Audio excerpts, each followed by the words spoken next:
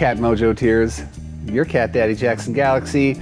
I just want to give a big thank you to everybody who's been watching the videos lately, coming onto these little live chats that we do during the premieres, just showing your cat colors lately, because it's just fun.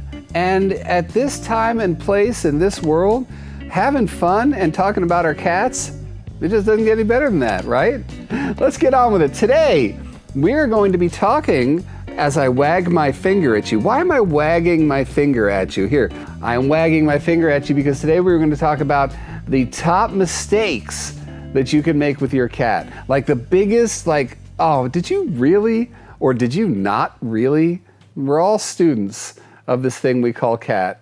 So with that in mind, if you are guilty of 1 or 10 of these things, then you know, we forgive and forget and learn. There's not even we don't have to, okay, anyway. All right, moving on, here we go. Number 1. Okay, so the number 1 mistake that you can make when it comes to your cats, and I'm gonna make this number 1 because it actually informs a lot of the other ones I'm gonna talk about, and that is not respecting who your cat is. And what I call that is looking at cats through dog-colored glasses. Cats are not dogs. And I know that sounds like I'm oversimplifying, but it really is that big. That if you think about the dog timeline, how dogs have co-evolved with us over 10,000 years, you know, we pull the wolf out of the wild and start breeding based on doing jobs for me and being more human motivated and wanting to please. And over all this time and all of the breeding that we've done, dog is now man's best friend, right? That's because one of their prime motivators is approval.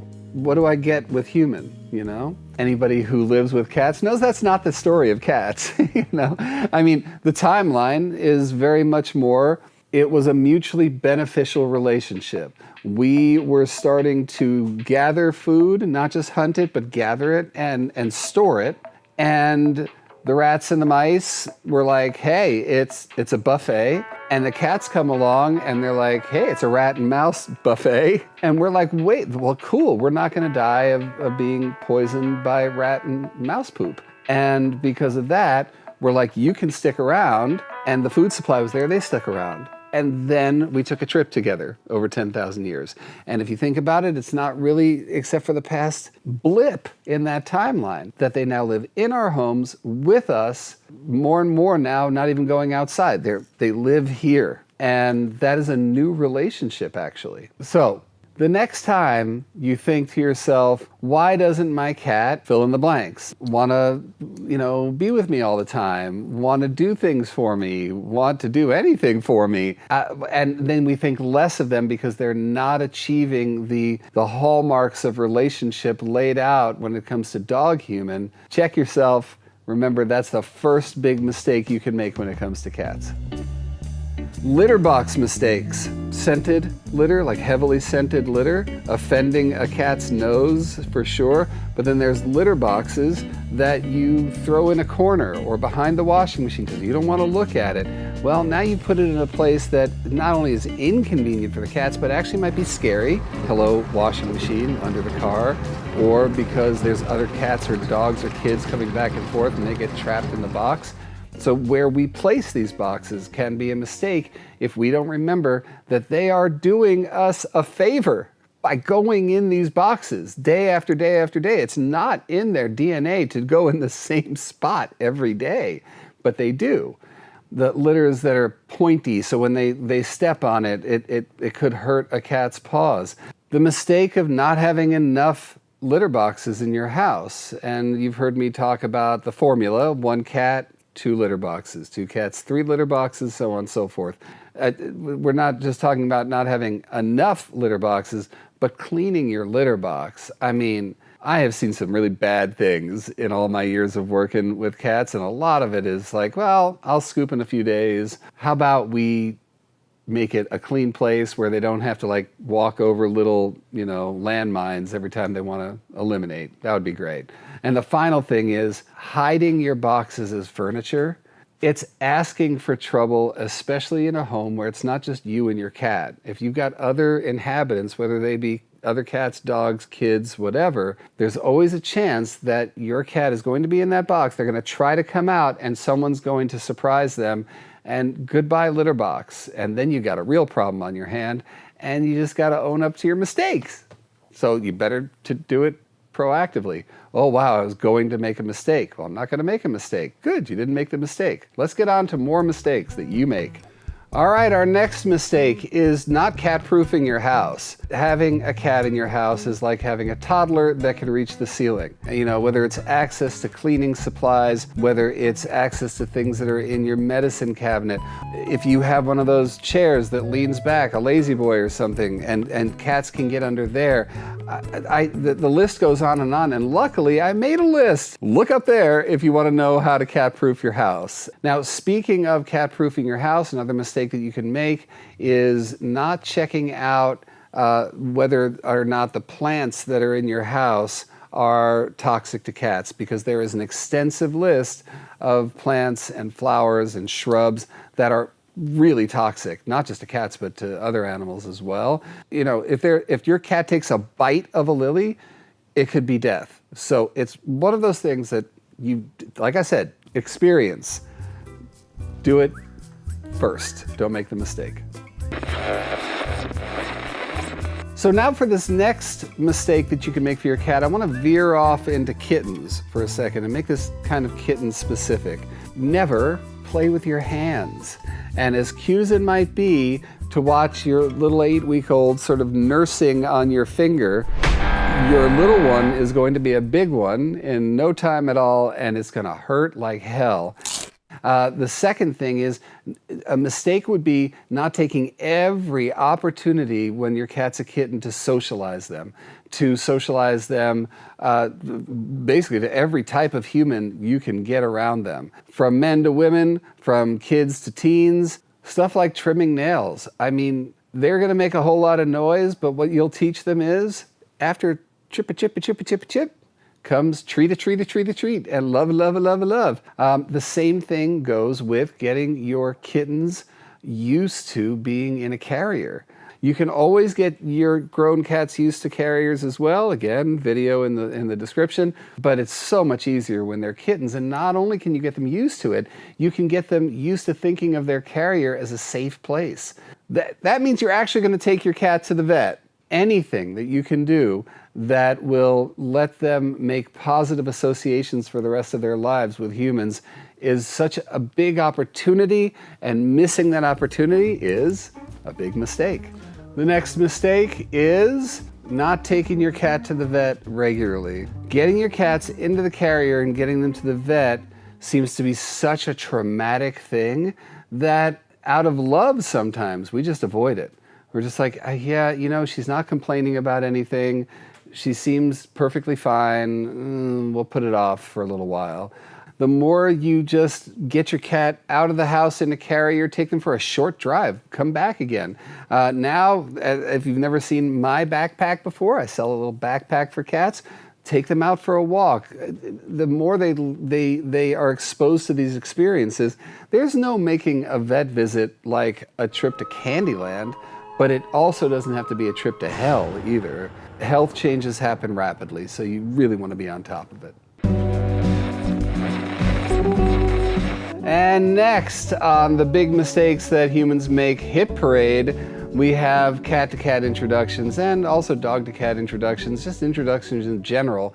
Not doing them properly backfires more times than you could possibly imagine. The wisdom was, yeah, you know, just take them home, put them in a room together, whatever it is, they'll work it out. Big mistake. Cats are territorial. They function beautifully in groups. They function beautifully with other cats. I think cats should be with other cats.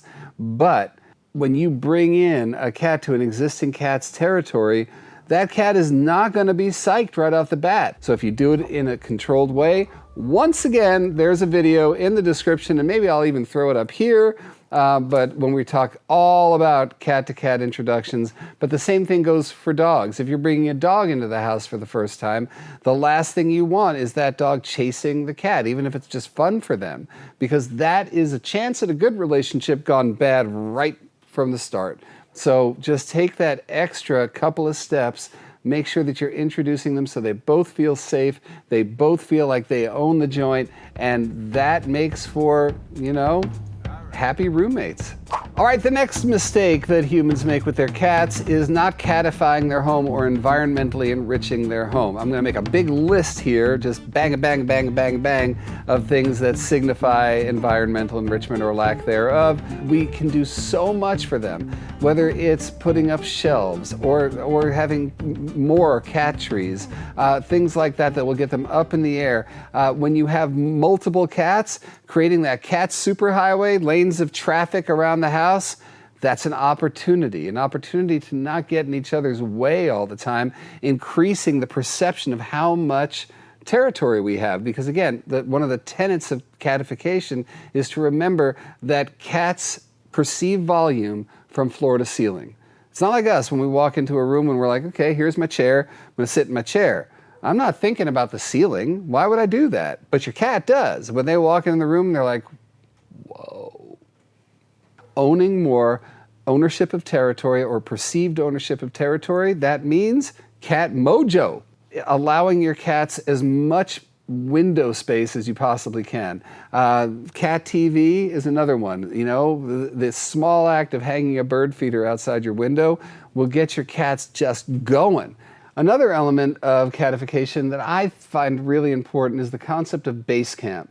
If there's a room that can be your cat's safe place, and let's just even say it's your bedroom because your scent is so strong there because it's your bed, having other belongings in that room, again, cat trees, litter box, beds, blankets, anything that smells or signifies ownership from your cat, is there so that not only when scary things happen in the house, they can go to their base camp and feel safe, but when you move, that's a big one. You move, and now wherever it is that you set up that base camp, your cat feels like they're home. It's about what I own, and like I said, from litter boxes to beds to blankets to everything in between, that counts. And having a base camp to sort of house a lot of that good stuff, that's also really important as well.